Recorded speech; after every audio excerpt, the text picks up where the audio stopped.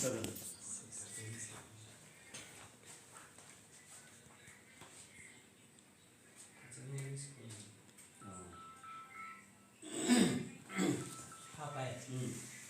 अबिन बिंगिया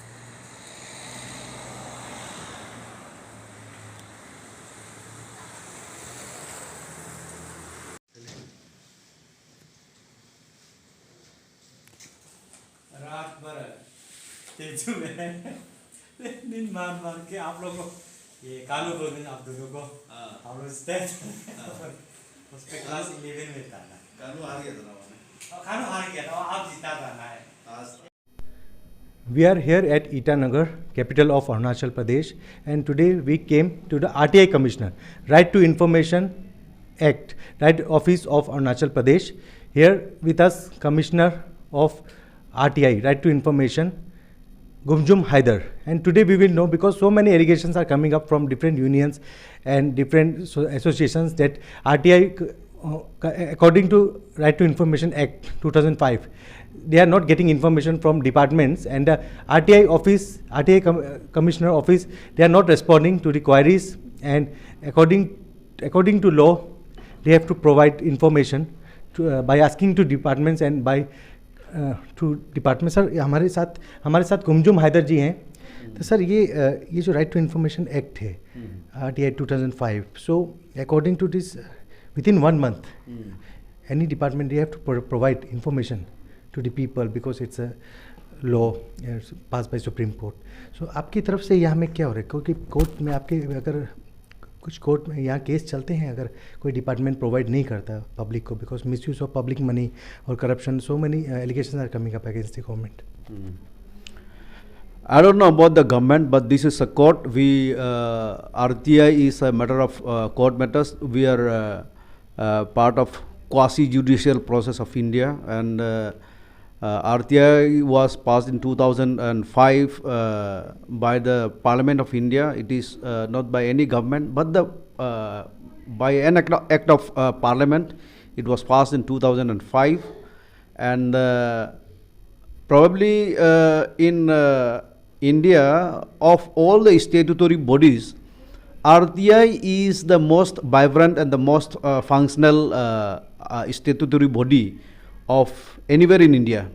So we also had National Federation of Information Commissions conference in New Delhi, and there also we have seen, like RTI is quite vibrant, especially in Arunachal Pradesh. It is quite vibrant, and we have 5 State Information Commissioners here. Honorable State Information Commissioner Gautot, Madam Sonam Yudron, Ganam Teksing Saab, Rinjin Dorji, and myself. And we are trying to deliver as much possible cases as every day, and we are trying to give justice to whoever comes to our court. So there is no any chances of corruption here in RTI, and whoever comes here, all the public information officers have to furnish information, whoever seeks information from their officers. So जो भी है हम लोग का यहाँ में जो भी आएगा उसको हर किसी को यहाँ में जस्टिस मिलेगा. लेकिन अरुणाचल में ये है कि से फॉर एग्जांपल इन नागालैंड, हमारा नागालैंड में क्या होता है, state information commissioner, and in Nagaland the chief information commissioner of Nagaland was here, and he has told us that in their court there is only 16 cases, going on. I met the Honorable Chief Information Commissioner of Meghalaya, and they have only 6 cases in their court, And in Assam, Assam is a big state, and so much of population in Assam, and even in Assam they have around 150 something cases. But in Itanagar, in Arunachal Pradesh, in our court, we are dealing with 460 cases as of now, and almost 3,000 cases were heard and disposed of. तो कोई नहीं बोल सकता है कि अरुणाचल का state information commissioner के यहाँ में आके, हमारा कोर्ट में आके, हमारा ऑफिस में आके यहाँ पे किसी को जस्टिस नहीं मिला, ये नहीं बोल सकता है. हाँ, ये हमने एक रूल बनाया है, मतलब persons the appellants whoever comes, and वो फाइल करने के बाद में एब्सेंट हो गया, 2 बार एब्सेंट हो गया, 3 बार एब्सेंट हो गया, वो बिना कोर्ट को बताए अगर एपिलेंट एब्सेंट हुए जा रहा है, उस संदर्भ में हम लोग केसेस को डिस्पोज ऑफ कर देता है. हम लोग एज्यूम कर लेता है कि the appellant is no more interested in this case, क्योंकि हम लोग यहाँ से कोर्ट से नोटिस सर्व करता है, नोटिस दे देता है उसको, उसका अपना जो फॉर्म ए का जो नंबर दिया है उसमें कॉल करता है हमारा पीए, हमारा पीएस, हमारा यहाँ का जितना भी रजिस्ट्री है वो लोग उन लोगों को फ़ोन कर देता है, और जहाँ जहाँ में रिमोट एरियाज़ होता है उन लोग में WT मैसेज भी भेज देता है. तो ऐसा किसी को नहीं होगा कि यहाँ पे न्याय नहीं मिलेगा, यहाँ पे जस्टिस नहीं मिलेगा. तो हम लोग अपना हद में पूरा जाता है, पेनल्टी इम्पोज करता है. पेनल्टी इम्पोज करने के बाद भी ये नहीं है कि उसको इन्फॉर्मेशन जो मिलना है वो इन्फॉर्मेशन को फर्निश करना ही पड़ेगा, और इन्फॉर्मेशन को फर्निश अगर नहीं करेगा हम लोग उसको डिसिप्लिनरी एक्शन के लिए हम लोग रेकमेंड कर देता है उसका डिपार्टमेंट में. उसका जो ऑफिसर्स है अगर इन्फॉर्मेशन फर्निश नहीं करता है उसका पेंशन में प्रॉब्लम हो जाएगा, उसका रिटायरमेंट बेनिफिट्स जो होना है वो प्रॉब्लम होगा, प्रमोशन में प्रॉब्लम होगा. तो ये जो PIOs है, पब्लिक इंफॉर्मेशन ऑफिसर, हर डिपार्टमेंट का पब्लिक इंफॉर्मेशन ऑफिसर्स का, वो लोग अपना से एक्टिव होना है. तो हम लोग ये है कि हम लोग डिस्ट्रिक्ट में भी हम लोग जाके, ब्लॉक में जाके हम लोग ट्रेनिंग इम्पार्ट करता है, उन लोग को ट्रेनिंग देता है. तो RTI का रिप्लाई को कैसे करना है, RTI filing to all the activists, RTI activists, and also to the public information officers of various departments of every district. हम लोग ईटानगर में भी करने का प्लान बनाया है कि मतलब यहाँ से PIO का पास में PIO अगर नहीं देता है तो PIO के ऊपर में और एक तो होता है फर्स्ट एपिलेट अथॉरिटी होता है, वो PIO होगा, एग्जीक्यूटिव इंजीनियर होगा, DFO होगा, या आपका BDO होगा, इन लोग का हो के आपका DBOs होगा. तो उन लोग इंफॉर्मेशन फर्निश नहीं करता है तो appellant can go to the higher authority, that is first appellate authority. First appellate authority of any departments are also kind of जज. वो लोग भी जुडिशियल प्रोसेस का एक तो सिस्टम में आता है, और वो being RTI being like quasi judicial matter, तो उसको भी जो फर्स्ट एपिलेट अथॉरिटी है वो भी एपिलेंट और PIO को बुला के वो कोर्ट कंडक्ट करना होता है अपना. तो उधर में नहीं दिलाएगा, उधर आना पड़ता है हमारा यहाँ में. तो हमारा यहाँ में ऐसा कोई भी कॉम्प्लेनेंट नहीं होगा, क्योंकि हम लोग हर हद तक पूछता है कि मतलब आपको ये इंफॉर्मेशन मिला है, is it misleading, is it wrong information, तो आपको सेटिस्फाई है इसको, आप इसको देख लीजिए.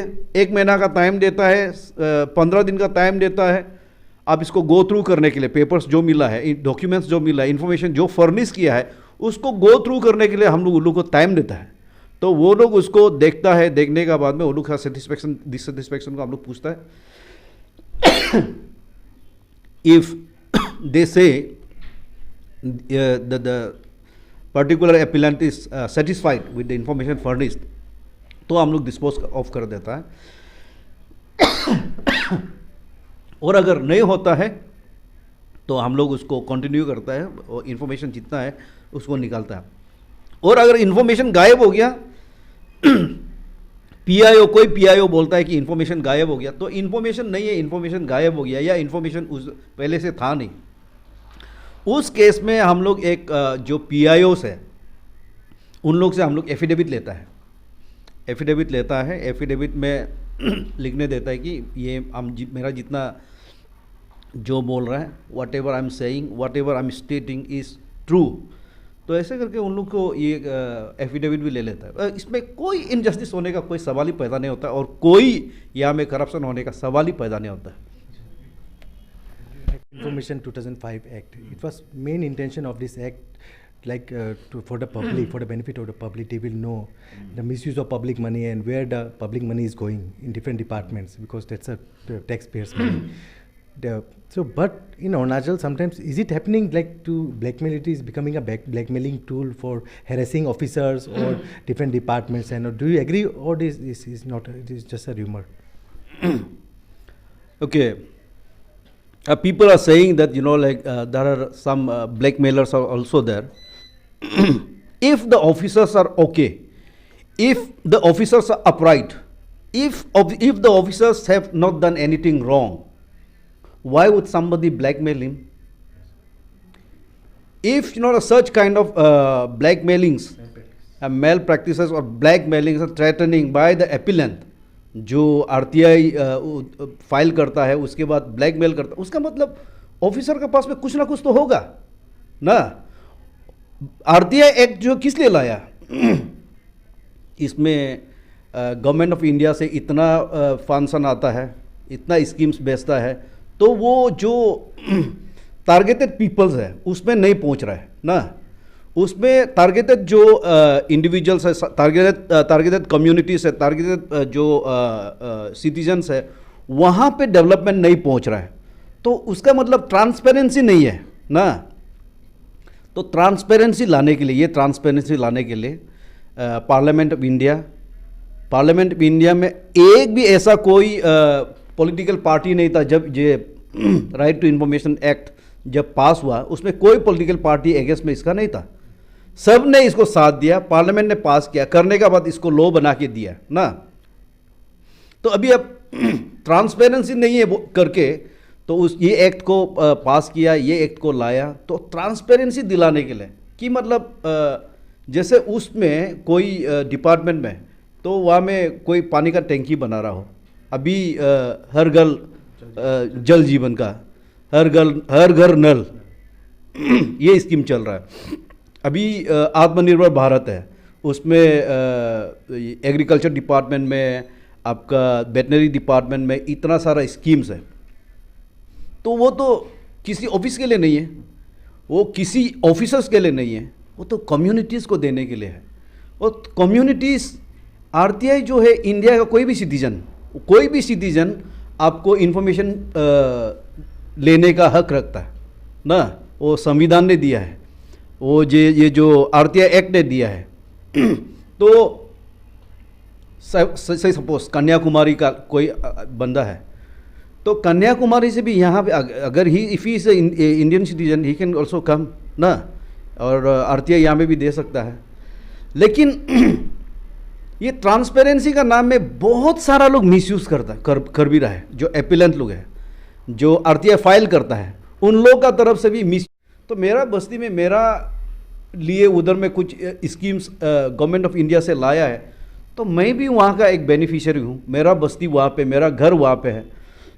तो रोड अगर बन रहा है तो मुझे भी जानने का हक है कि ये रोड को कितना लेंथ में बनाना है, कितना इसका लंबाई है, इसमें कितना कलबट डाल रहा है, वो मुझे भी जानने का हक है। मेरा, क्योंकि मेरा लिए रास्ता गवर्नमेंट ऑफ इंडिया ने दिया है, वो मुझे भी जानने का उसका हक है ना।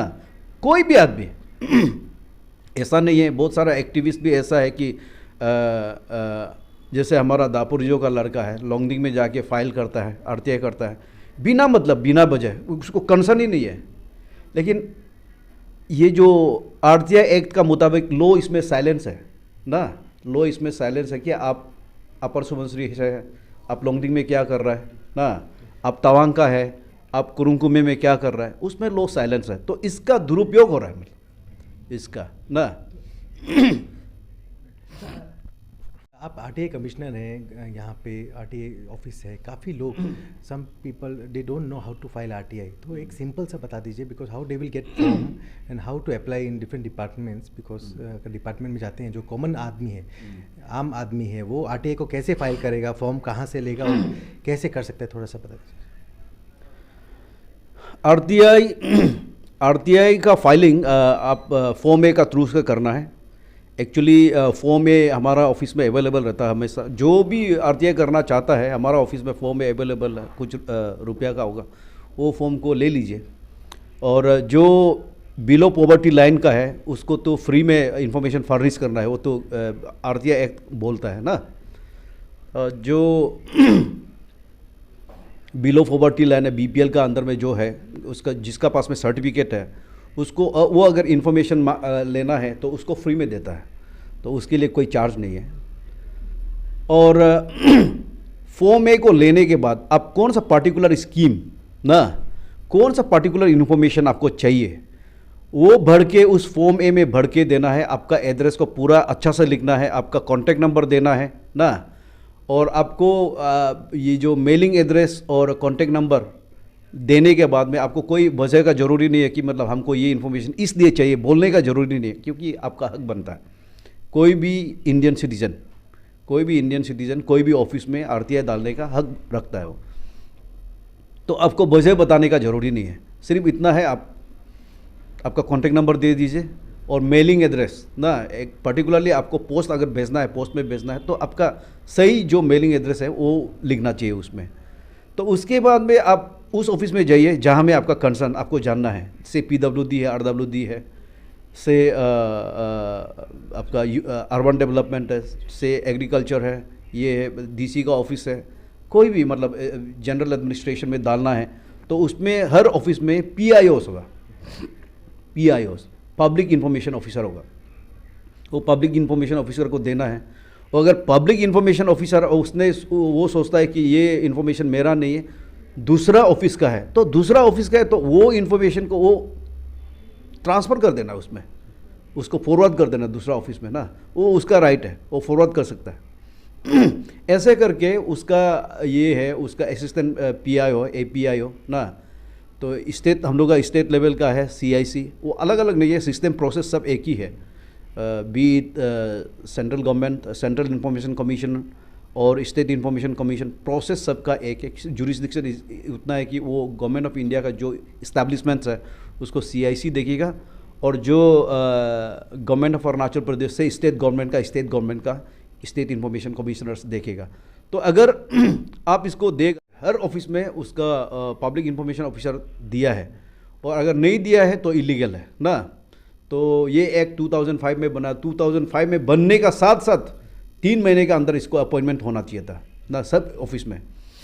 तो अगर कोई पीआईओस नहीं रखा है तो इलीगल कर रहा है, उसको फाइन लेने का या फिर मतलब गवर्नमेंट का तरफ से एक्शन लेने का वो होता है ना। तो अगर वो रिसीव करने के बाद कोई भी आदमी आरटीआई करता है, वो रिसीव दिखाना है, रिसीव कराना है ना। वो अगर रिसीव नहीं करेगा, पता नहीं है कहाँ चला गया वो, क्योंकि कौन उसको बताएगा, कौन रेस्पॉन्सिबिलिटीज़ लेगा। इसलिए रेस्पॉन्सिबिलिटीज़ लेने के लिए वो ऑफिस का कोई आप बंदा उसको रिसीव करना है ना। अगर इन्फॉर्मेशन नहीं दी 1 मंथ के मतलब टाइम में, तो वो 1 मंथ के अंदर में, 1 महीने के अंदर में उसको इन्फॉर्मेशन फर्निश करना है ना, विदिन 1 मंथ। तो 1 महीना अगर के अंदर फर्निश नहीं करता है, वो फिर से उसको पीआईओस को ये का लेके उसको फिर मतलब फॉर्म ही लेके उसमें फर्स्ट एपिलेट अथॉरिटी FAA बोलता है, तो वो पीआईओ से थोड़ा ऊपर वाला जो ये होगा, वो अगर एग्जीक्यूटिव इंजीनियर है तो एसी होगा या चीफ इंजीनियर होगा। अगर आप DPDO या आप PD को आरटीआई करता है तो वो लोग वो पीआईओ है, वो नहीं देता है तो DC होगा या फिर यहाँ में सेक्रेटरी ये होगा, सेक्रेटरी होगा या कमिश्नर होगा। ऐसे करके हायर अथॉरिटीज़ में कंप्लेन करना है वो फिर उसमें वो 1 महीना लगेगा। तो 1 महीना का अंदर में वो कोर्ट कॉन्डक्ट करना है, वो पीआईओ को बुलाना है, फिर एपिलेंट को बुलाना है, दोनों को बिता के अगर नहीं दिया है तो किस वजह से नहीं दिया ना, तो उसमें अगर वो फर्स्ट एपिलेट अथॉरिटी अगर जानता है, कोर्ट कॉन्डक्ट करने के लिए जानता है, तो फर्स्ट एपिलेट अथॉरिटी कॉन्डक्ट करके वो वहाँ में केस को निपटा सकता है।